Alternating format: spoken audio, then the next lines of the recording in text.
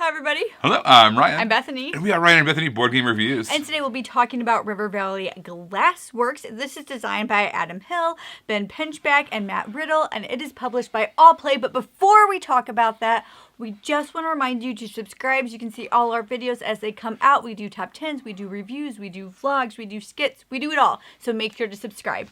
All right, so River Valley Glassworks.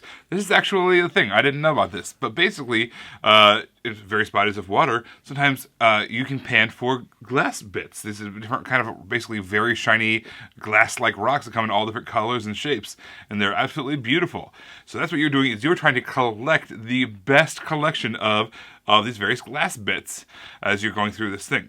All right, so on this game, by the way, all the components I'm about to show you, this is from the deluxe edition of the game. So the mat is this really nice neoprene mat that does not come with a standard edition, just so you're aware.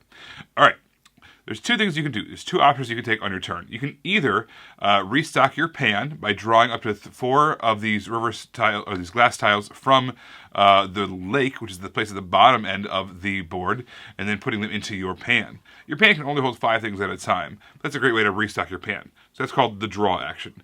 The main action that you'll be taking is the place and gather action. This is where you actually take them from the river and put them into your collection. All right, so what's going to happen is you're going to take one of the things from your pan, and there's different shapes and different colors in these stones. When it comes to placing, the shape of the token matters. So you're going to take one of those stones. On all these river tiles, you can see they have the shapes on the river tiles themselves. You're going to place it on one of the matching river tiles, and then on either one of the either tile immediately before or after, you're going to take all the stones from that tile. Alternatively, if you want to, you can spend 2 tiles that match, and instead of putting them on their matching tile, you can put them anywhere in the river, and then same thing, you can draw the one either before or after all of the stones from that particular area. All right, so that's the place and gather action. Once you've gathered them, you're going to put them into your collection. You have kind of a little grid on your board. What you want to do is you want to try to expand that so you have a large variety of stones, and you want to kind of have the varieties filled out into kind of by quantity. There's rare and there's common stones, and there's a little chart that shows you which ones are rare and common. You actually want to kind of get the common ones later on, and the rare ones you want to get early. And because what you're trying to do is you're trying to get as far out on the board as possible, and then on those ones that are on the outsides, as tall as possible. And if the common ones, you're going to be able to get most likely more of them. So if you can avoid getting them early, it'll be easy to get them later, and then you can get a lot of them to get maximum amount of points. All right, so as far as scoring goes, at the end of the game, what you're going to do is the game end is going to be triggered once one person has 17 stones in their collection. And there's a little tracker that shows that as well. As you kind of collect them, you're going to move up this little tracker. So the scoring, the way it's going to work is you're going to get points based off of your rows. So the rows across the bottom, if you have them all filled out, you're going to get a lot more points. And basically it's kind of go from left to right too. So in that way, sometimes it's nice to get some of the common ones early as well. So it's kind of a tug of war as far as what you want to go with. But the more rows you have filled out from the left, the more points you're going to get. Higher and higher up. But then you're going to count your columns. You're only going to score your top 2 columns, whatever has the most amount of stones in it. And then you're going to add those points as well. There may be some stones that you cannot fit into your board for some reason.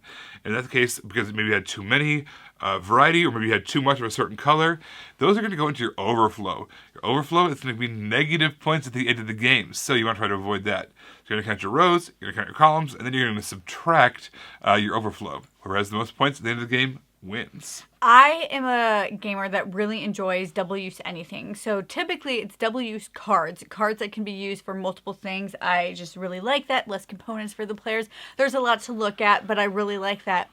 I have yet to see a double-use component like they had in this game, and I think that is incredible. So you have these stones, and you have the double use of whether it's the shape or the color. And I just thought that was so creative, that was so unique, that you're using the shape to draft them, but then when you're placing them, you care about the color, but it's all still the same item. Loved that. Absolutely loved that. I like how they gave you the rarity of these different colors. I think that it's a really fun balance to try to avoid the common ones for as long as possible so you can get them further and further down towards the end of the board. But then at the same time, it's harder and harder to avoid because there's so many of them on the board. Everyone's kind of trying to avoid them. So that means they're just staying out there more and more. Yeah. But eventually when you get them, you get a whole bunch of them sometimes, which is really, really fun. So I like that balance that happens where you're trying to avoid them, but also get them. It makes for a really great balance and game mechanism. There is an expansion for this called River Glass and Other Sundries. It has 6 different modules in it, and then you choose 1 to 2 to play with, and they do all sorts of things. The basic things of you start with stuff, you can break some rules, additional scoring parameters, you can manipulate things, all of that fun stuff that you can do. Some even interact with, what was that negative bag called? Oh, the overflow? Yes, some even interact with the overflow pile. So I really enjoyed that. The game is fun, 100% on its own, but you can totally add this as well. I thought the way that the river populated itself was really, really cool. So the fact that you're adding things to it before you take things off of it, and then that piece kind of you pick it up, put it towards the back of the river, slide everything else down, and then you also from just the bag itself, you draw and add stuff to that. So it's constantly adding more and more to the river as you're taking things away from the river. That was a really slick way of populating the board as well as giving you things to go for. Oh my goodness, I loved this game. It was so much fun. I thoroughly enjoy this design team. Whenever I see their names on something, I'm like, yes, that's my game. That's for me. I really love what they do. One of the things that I think is so fun about this game is it doesn't take you long to get it. After you take 1 or 2 turns, you 100% understand what you're trying to do. Sometimes when I play a game, it doesn't click until we score. And then I'm like, I understand 100%. I know what I would do differently. That wasn't the case with this game. I understood it immediately. You knew exactly what you're trying to do immediately. Oh my gosh. Had so much fun. Definitely a keeper for us. I had a similar experience. It clicked almost right away. All right, so I have a weird thing I want to tell you about. I found out that I don't like anthropomorphic animals that wear clothes.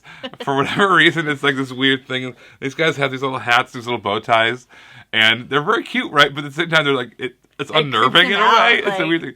So I was like, I am not sold on this game. I think it looks really cool. I think it's got a cool idea behind it, theme-wise, but these guys give me the willies.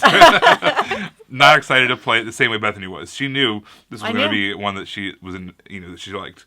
So I was like putting it off, but oh my goodness, almost the first turn, I think it was the first turn that I played, I was like, I like it. Okay. Gosh darn it, I like it. I really did enjoy that drafting mechanism, building out the collection.